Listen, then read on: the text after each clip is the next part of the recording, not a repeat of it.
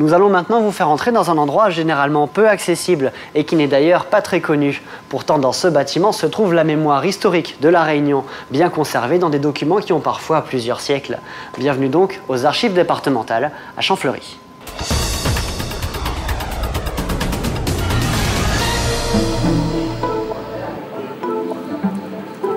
Pour travailler dans l'atelier des archives départementales, il faut être très calme et très patient. Ici, on manipule avec le plus grand soin des documents parfois âgés de plusieurs siècles. Je suis en train de défaire ce volume. C'est un journal qui date de 1897. Et comme c'était des très mauvaises qualités de papier, il est devenu complètement acide. On ne peut plus communiquer au public. Donc là, je vais le défaire et le restaurer entièrement en commençant par la première phase qui s'agit de désacidification de documents. Donc je vais éliminer toute l'acidité qui se trouve dans le papier. C'est feuille par feuille. Il y en a environ 600 à 700 feuilles à peu près. Et ça peut surprendre, mais pour sauver ce document, Norbert va lui faire prendre un bain. Alors là, c'est le borate de soude que je dissous dans l'eau. C'est cette solution en fait qui va servir à désacidifier tout le papier. Ça regarde le vieillissement du papier, plus précisément. Si c'était un document manuscrit, j'aurais d'abord testé l'encre pour savoir si l'encre est soluble ou pas. Mais comme il s'agit de documents imprimés, il n'y a aucun souci. L'eau, même si on ne met pas de boîte de soude, l'eau va redonner au papier de toute façon une nouvelle charge alcaline. Ça va l'enrichir un peu et ça va faire consolider un peu les fibres du papier si vous voulez. Et ça peut faire que du bien au papier. Une petite journée pour sécher et la restauration pourra commencer.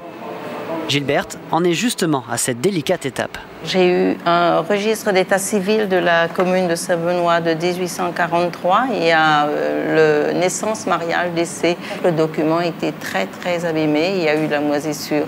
Et comme on ne pouvait pas l'ouvrir et qu'on avait besoin de récupérer des actes d'affranchissement, il a fallu venir à l'atelier pour nettoyer tout ça.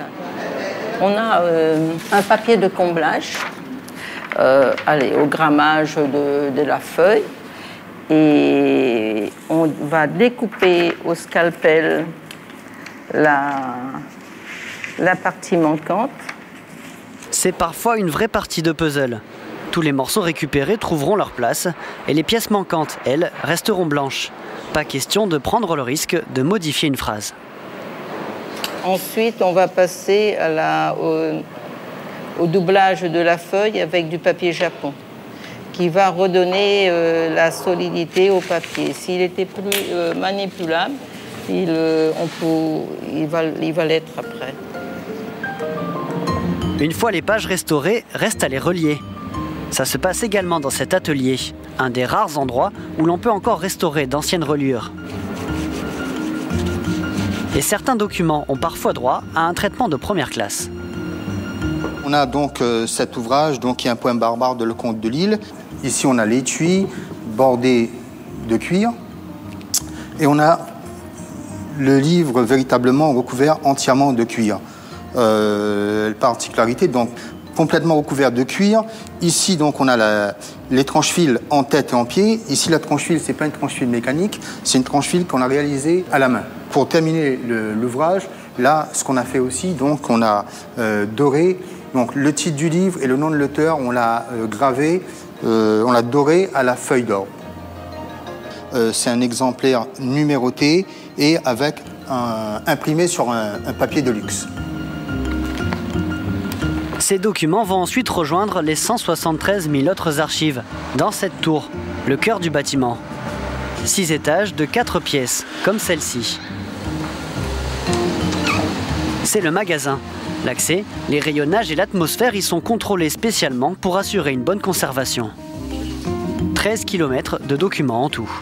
Nous avons ici les documents produits par les bureaux de la Compagnie des Indes installés à l'île Bourbon et toutes les administrations qui ont succédé à l'administration de la Compagnie des Indes jusqu'à aujourd'hui, le préfet, les services de l'État, les collectivités, les organismes consulaires et les études notariales.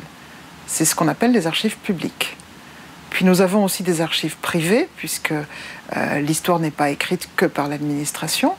Il est important d'avoir d'autres points de vue, donc ça peut être des points de vue de particuliers, de célébrités, de gens plus modestes, d'écrivains, pour lesquels il n'y a pas d'obligation légale de conservation, à la différence des archives publiques, mais un intérêt pour l'histoire de préserver ce qui paraît le plus intéressant, le plus pertinent, ce qui compte vraiment pour l'histoire de la Réunion. Certains documents datent même d'avant le peuplement. Alors voilà le document le plus ancien que nous conservons.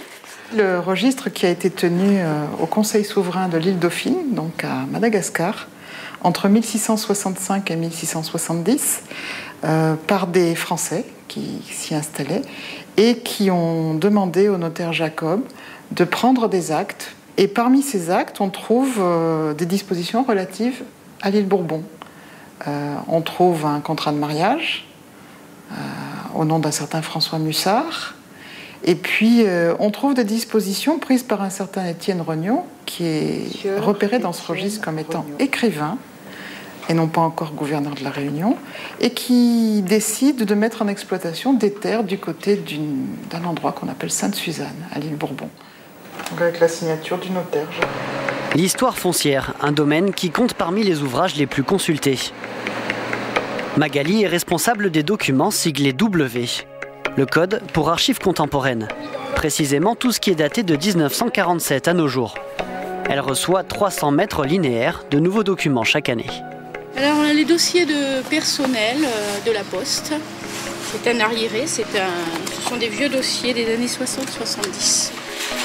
Il y a quelques jours, elle a reçu un gros versement. Le cadastre du nord et du sud de l'île d'avant 1970.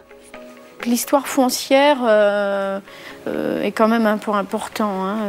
À La Réunion, c'est quand même quelque chose qui est très très consulté ici aux archives. Donc ce versement est plus qu'important parce que c'est la première fois qu'on prend les cadastres et ils sont très très consultés en salle. Dans la salle de lecture, des notaires, des avocats, des étudiants et des passionnés. Ouvertes gratuitement à tout le monde, les archives constituent des ressources documentaires et parfois même des preuves. Les documents les plus consultés, c'est tous les documents d'état civil pour que les gens puissent faire leur généalogie. Ensuite, c'est tous les documents qui ont trait à la propriété foncière. Donc tous les documents d'enregistrement aux hypothèques, les plans cadastraux et les actes notariés. La presse est également très consultée puisqu'on conserve ici tous les journaux qui sont parus un jour sur l'île de la Réunion. Alain est l'un des habitués. Il vient tous les jours pour son association de généalogie. C'est ça ma passion, bien sûr. Bien sûr. Autrement, je suis là tous les jours. 8 h le matin, 4 h le soir. Passion totale. Donc ça rapporte à rien du tout. On n'a pas que le plaisir de numériser en quantité de personnes. Et puis, bien entendu, apprendre à reconnaître c'est qui avons-nous, comment ils s'appellent, qu'est-ce qu'ils faisaient. Bref, il y a plein de choses à apprendre. Les archives ne sont pas que de papier. Numérique, audiovisuel, photo, l'institution reçoit d'autres supports, comme l'illustre cette exposition des photographies de Jean Kolb. Les formats évoluent et les archives départementales vont s'adapter au fur et à mesure.